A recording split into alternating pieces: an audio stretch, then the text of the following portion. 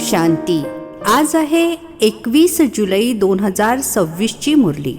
महावाक्य आहे, गोड मुलांनो, आतापर्यंत तुम्ही ऐकीव गोष्टींवर चालत आला आहात. आता बाबा तुम्हाला डायरेक्ट ऐकून आपसमान नॉलेजफुल बनवत आहेत. प्रश्न आहे, उत्तम पुरुषार्थी मुलांची लक्षणे आणि त्यांच्या अवस्थेचे गायन कसे केले आहे? उत्तर आहे, उत्तम पुरुषार्थी मुले मदर फादरना पूर्णपणे फॉलो करतील, आपल्या जीवनाविषयी दया वाटेल, पूर्णपणे अटेन्शन ठेवतील, थोडा तरी वेळ काढून बाबांच्या आठवणीमध्ये जरूर बसतील. त्यांच्या अवस्थेचे गायन आहे अचल अडोल स्थिर. त्यांनाच महावीर म्हटले जाते. गीत आहे, भोलेनाथ से निराला और कोई नहीं. ओम शांती. दुनिया भक्ती मार्गामध्ये भगवंताच्या स्तुतीपर फक्त गाणी गात असते. तुम्हा मुलांना आता समजते आहे की भक्ती मार्गामध्ये आपण देखील त्यांची स्तुती करणारी गाणी गात होतो. आता तेच भोलानाथ सन्मुख आहेत. भोलानाथ हा शब्द भक्ती मार्गातील आहे. ज्ञान मार्गाचा शब्द आहे शिवबाबा. तुम्ही समजता, अनादी पूर्व नियोजित ड्रामा प्लॅन अनुसार आता संगमावर बाबांना येऊन आमच्याकडून हा पुरुषार्थ करवून घ्यायचाच आहे. कल्पकल्प पुरुषार्थ करवून घेत आले आहेत. तुम्ही मुलांनी किती काळ भक्ती केली आहे हे देखील सिद्ध करून सांगतात. ज्यांनी सर्वात आधी भक्ती सुरू केली आहे तेच येऊन ज्ञान घेतील आणि मग सूर्यवंशी बनतील. सतयुगामध्ये फक्त एकटे लक्ष्मी नारायण तर येत नाहीत, त्यांची डिनायस्टी अर्थात घराणे देखील आहे ना. त्याला म्हटले जाते दैवी वर्ण. भारतामध्ये दैवी वर्ण होता, आता आसुरी वर्ण आहे. हा आहे संगम. आता आसुरी वर्णातून दैवी वर्णामध्ये जायचे आहे. बरोबर, ही महाभारत लढाई देखील तीच आहे जिचे गायन केले गेले आहे. फक्त शिवनावाऐवजी श्रीकृष्णाचे नाव घातले आहे. एका गीतेचे खंडन झाले तर सर्वच धर्मशास्त्रांचे खंडन होते. मूळ गोष्ट गीतेची आहे. किती गीता पाठशाळा अथवा गीता भवन अस्तित्वात आहेत? गीता ज्ञान ऐकण्याची पाठशाळा स्वतः ऐकवणारा नाही आहे. जे होऊन जातात त्यांचे नंतर गायन चालते. मुलांना तर रोज बाबा अतिशय प्रेमाने समजावून सांगतात. मुले जाणतात बाबा प्रेमाचा सागर आहे. सर्वांना प्रेमाने शिकवतात. बाबा कधीही रागवत नाहीत, नेहमी प्रेमाने समजावून सांगतात. मुलांनो, तुम्ही सतोप्रधान होता आणि मग पुनर्जन्म घेत आला आहात. तुम्ही भारतवासीच मूळ देवी देवता धर्माचे आहात हे देखील सांगतात. सर्वात आधी वारसा घेण्यासाठी कोण येणार? ज्यांनी कल्पापूर्वी घेतला आहे तेच म्हणतील, बाबा तुमच्याशिवाय आमचा दुसरा कोणीही आधार देणारा नाही. बाबा क्षमा देखील तेव्हाच करतील जेव्हा संगमयुग असेल. हे तर मुले जाणतात की रावण राज्य आणि रामराज्य इथेच असते. रावण राज्य आहे म्हणून तर रामराज्य हवे आहे. तुम्ही जेव्हा शिवबाबा म्हणता तेव्हा बुद्धी निराकारकडेच जाते. निराकारचीच आठवण येते. आत्माच बाबांना हाका मारते. असे देखील नाही की परमात्मा तुमची हाक ऐकण्याची वाट पाहत बसतात. बाबा म्हणतात, ड्रामा प्लॅन अनुसार पतितांना पावन बनविण्यासाठी तर मी शरीरामध्ये येतो. असे नाही की तुमची हाक ऐकून मी येतो. भक्ती जेव्हा पूर्ण होते तेव्हा मला यावेच लागते. या समजून घेण्याच्या गोष्टी आहेत. ती वेळ येते जेव्हा मुले हाका मारू लागतात. हे तर कुठे लिहिलेले नाहीये की ते कधी येतील. त्यांनी अर्थात दुनियावाल्यांनी कल्पाचा कालावधी चुकीचा लिहून ठेवला आहे. हे चित्र घराघरामध्ये असायला हवे, जेणेकरून रोज बघतील आणि आठवण करतील की हे बाबा, हे दादा, हा वारसा. बाबा म्हणतात, मुलांनो, सतोप्रधान बनण्यासाठी माझी आठवण करा म्हणजे भेसळ निघून जाईल. ही युक्ती बाबाच समजावून सांगतात. हे बाबा अर्थात ब्रह्मा बाबा देखील म्हणतात, मी देखील पुरुषार्थ करतो. मुलांनो, एकमेकांना सावध करून उन्नती प्राप्त करायची आहे. या चित्रांचे स्पष्टीकरण खूप छान आहे. शिवबाबा ब्रह्माद्वारे स्थापना करत आहेत. समोर महाभारी महाभारत लढाई उभी आहे. इतके अनेक धर्म विनाश होणार, त्यासाठी लढाई जरूर हवी. या गोष्टी मुलांनी विसरता कामा नये. बरोबर, आता कलियुग घोर अंधार आहे. किती प्रचंड लोकसंख्या झाली आहे. जरूर विनाश होणार आहे. सतयुगामध्ये एकच धर्म असेल. जरूर 84 जन्मांचे चक्र देखील त्यांनीच पूर्ण केले आहे. हे तर सहज आहे. बाकी इतक्या सर्व धर्मांचा विनाश नक्की होईल. आता पुन्हा एका धर्माची स्थापना खरोखर होत आहे. सर्वांचे सद्गतीदाता बाबा आहेत. बाबांकडूनच मुलांना वारसा मिळतो. मुले जाणतात, आम्ही जे हे शिक्षण शिकतो ते भविष्य 21 जन्मांसाठी शिकत आहोत. भगवान उवाच, मी तुम्हाला शिकवून 21 जन्मांसाठी स्वर्गाचा मालक बनवतो.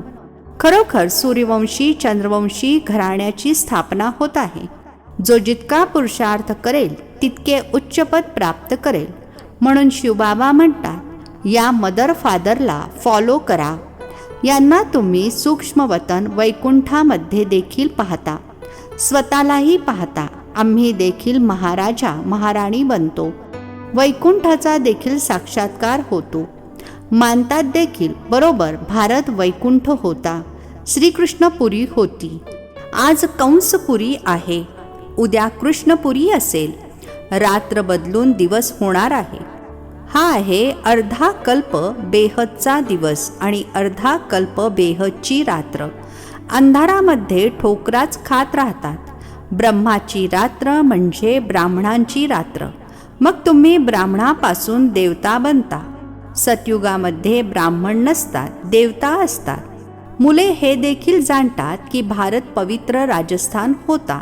नंतर मग अपवित्र राजस्थान बनला आहे. भारत नेहमीच राजस्थान राहिला आहे. राजाई चालत आली आहे. इतर धर्मियांची सुरुवातीपासूनच राजाई चालत नाही. भगवानच राजाई स्थापन करतात. भगवानच येऊन राजयोग शिकवतात. ते निराकार, ज्ञानाचा सागर, सुखाचा सागर आहेत. तुम्ही जाणता बाबांकडून आपल्याला वारसा मिळत आहे. तर नक्कीच आपल्या पुरुषार्थाचीच बाकी आहे. जितका जो पुरुषार्थ करेल, जितका इतरांना मार्ग दाखवेल. बाबा म्हणतात, मज पित्याची आठवण करा तर तुम्ही पतितापासून पावन बनून पावन दुनियेचे मालक बनाल. किती सोपे आहे. लौकिक आईवडील जर ज्ञानात असतील तर मुलांना सुद्धा आपसमान बनवले पाहिजे. आईवडील खरी कमाई करत असतील तर मुलांकडूनही खरी कमाई करून घेतली पाहिजे. काही मुले चांगली असतात. म्हणतात, आम्ही रुहानी शिक्षण शिकून घराघरात हा संदेश देत राहू. बाबा देखील म्हणतात की पैगंबर आणि मॅसेंजर मी आहे. तुम्हाला मॅसेज देतो की घरी चला. इतर धर्मस्थापक तर येऊन फक्त आपापला धर्मस्थापन करतात. मी सर्वांना मॅसेज देतो की आता परत जायचे आहे. ही दुनिया आता राहण्यालायक राहिलेली नाही. माझी आठवण करा तर पावन बनाल. तुम्ही पावन होता, मग रावणाने पतित बनवले आहे. मी पुन्हा पावन बनविण्याकरिता आलो आहे. थोड्याच वेळात हे बॉम्ब इत्यादींचा वापर सुरू होईल. तेव्हा समजतील ही तीच महाभारत लढाई आहे. तर जरूर भगवान देखील असतील, परंतु ते समजतात गीतेचा भगवान श्रीकृष्ण आहे. किती गोंधळ आहे. गोंधळलेले नसते तर भगवंताला येण्याची काय गरज होती. भक्ती मार्गाला भूलभुलैयाचा खेळ म्हटले जाते. आता बाबा म्हणतात, माझी आठवण केल्याने सर्व चुका संपून जातील. आधी स्वतःला देह समजत होता. आता स्वतःला देही अर्थात आत्मा समजता. बाबा हीच ताकीद देतात की मुलांनो, देही अभिमानी बना. इथे तुम्ही बाबांच्या सन्मुख बसला आहात. तिथे सेंटर्सवर मुली अर्थात बहिणी बसून समजावून सांगतील की शिवबाबा असे म्हणतात. इथे तर डायरेक्ट बाबा सांगतात. मी आत्म्यांसोबत बोलतो. तुम्ही मुले जाणता बाबा यांच्याद्वारे अर्थात ब्रह्मा बाबांद्वारे आम्हाला समजावून सांगत आहेत. हा अत्यंत शुभ असा मेळावा आहे. बाबा म्हणतात, निरंतर माझी आठवण करा. बाबांकडून आपल्याला स्वर्गाचा वारसा घ्यायचा आहे. बाबा आणि स्वर्गाची आठवण करायची आहे. कोणतेही विकर्म करायचे नाही. जर विकर्म कराल तर ते 100 पटीने वाढेल. विकर्म करवून घेणारी आहे माया. तिच्यावर विजय मिळवायचा आहे म्हणून हनुमान महावीरची कथा आहे. तुम्ही हनुमान महावीर आहात ना. आम्ही तर बाबांचे बनलो आहोत, तर माया आम्हाला पराभूत करू शकत नाही. आता बाबांची आठवण करता करता सतोप्रधान विकर्माजीत बनाल. नाही बनला तर आपले पद भ्रष्ट कराल. पुरुषार्थी मुले जी असतात ती आपल्या जीवनाबद्दल दया अर्थात कल्याणाची भावना बाळगतात. काहीही झाले तरी ते आठवणीच्या यात्रेमध्ये राहतील.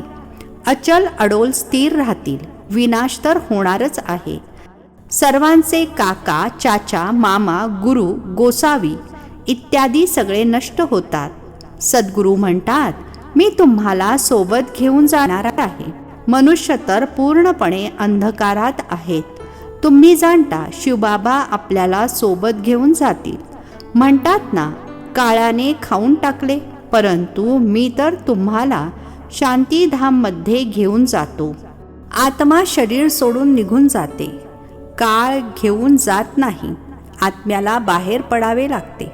आता तर मी स्वतः तुम्हाला परत घेऊन जाण्यासाठी आलो आहे. बाबा काही मारण्यासाठी आले आहेत का? नाही. तुम्हाला जुने शरीर सोडायचे आहे. आत्मा तमोप्रधानापासून सतोप्रधान बनणार आहे.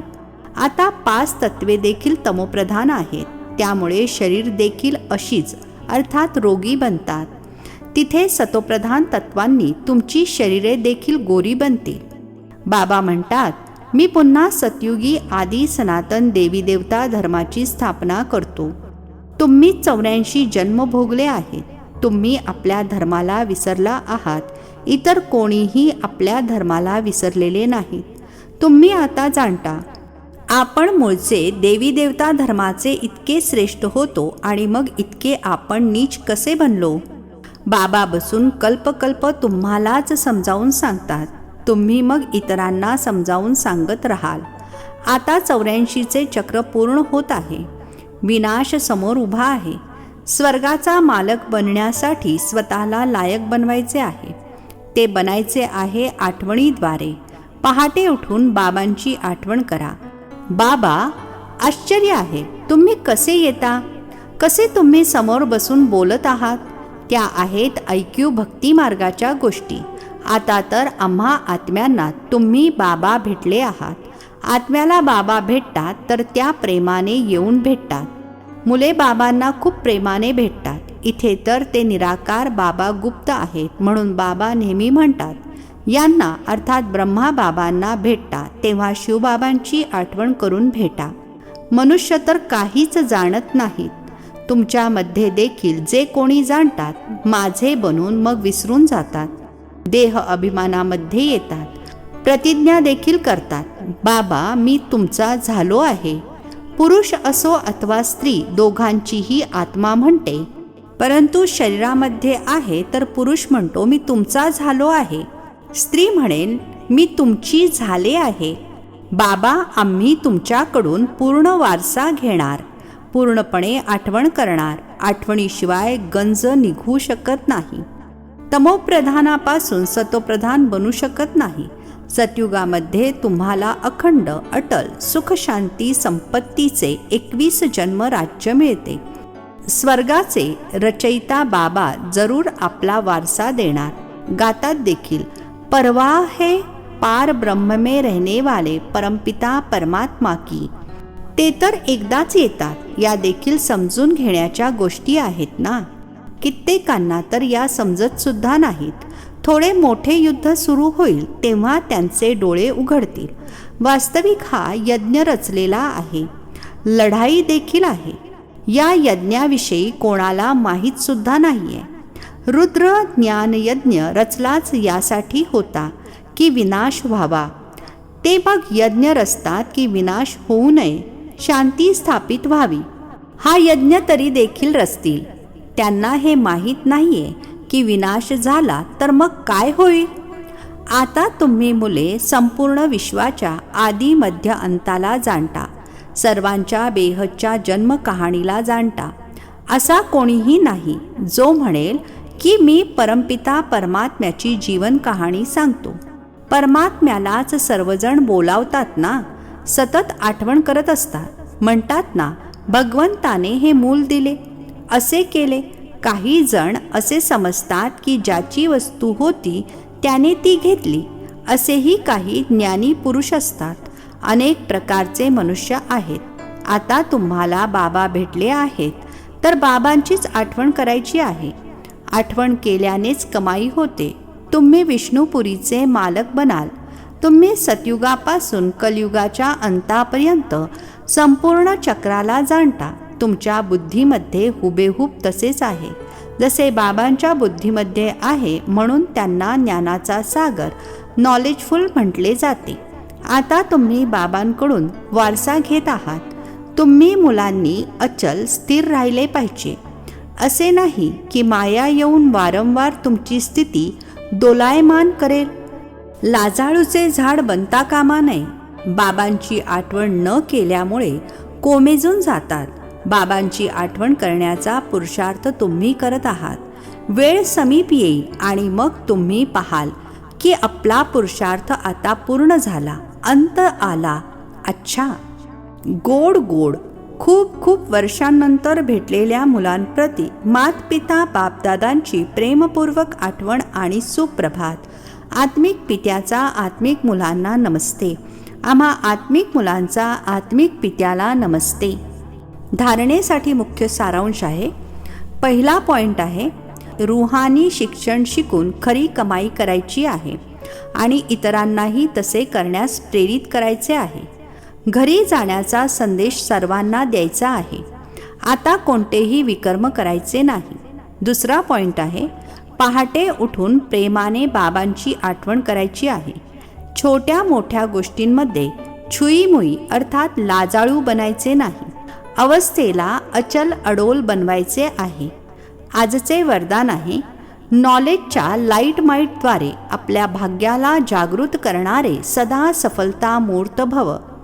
नॉलेजच्या लाईट माईटद्वारे आपल्या भाग्याला जागृत करणारे सदा सफलता मूर्त भव.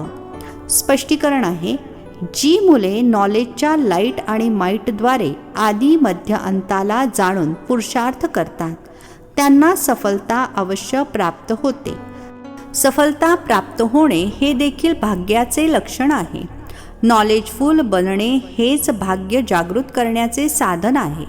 फक्त रचयिता आणि रचनेचे नॉलेज पुरेसे नाही आहे, परंतु नॉलेजफुल अर्थात प्रत्येक संकल्प, प्रत्येक शब्द आणि प्रत्येक कर्मामध्ये ज्ञानस्वरूप असावे.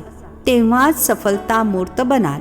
जर पुरुषार्थ योग्य असूनही सफलता दिसत नसेल तर हेच समजले पाहिजे की ही असफलता नाही, अजून परिपक्व बनविण्याचे ते एक साधन आहे. स्लोगन आहे, न्यारे अर्थात अलिप्त राहून कर्मेंद्रियांकडून कर्म करवून घ्या तर कर्मातीत स्थितीचा अनुभव सहज करू शकाल. न्यारे अर्थात अलिप्त राहून कर्मेंद्रियांकडून कर्म करवून घ्या तर कर्मातीत स्थितीचा अनुभव सहज करू शकाल. हे अव्यक्त इशारे ज्वाला स्वरूप स्थितीमध्ये राहून शक्तिशाली आठवणीचा अनुभव करा. जेव्हा योग करण्यासाठी बसता तेव्हा सामावून घेण्याची शक्ती एका सेकंदामध्ये यूज करा. सेवेचे संकल्प देखील सामावून जातील. इतकी शक्ती असावी की स्टॉप म्हटले आणि स्टॉप व्हावे. फुल ब्रेक लागावा, ढिला ब्रेक नाही. जर एका सेकंदाऐवजी जास्त वेळ लागत असेल तर सामावून घेण्याची शक्ती कमजोर आहे असे म्हटले जाईल. अच्छा, ओम शांती. नवनवीन मराठी व्हिडिओज प्राप्त करण्यासाठी सबस्क्राईब करा मराठी गॉडलीवूड चॅनलला.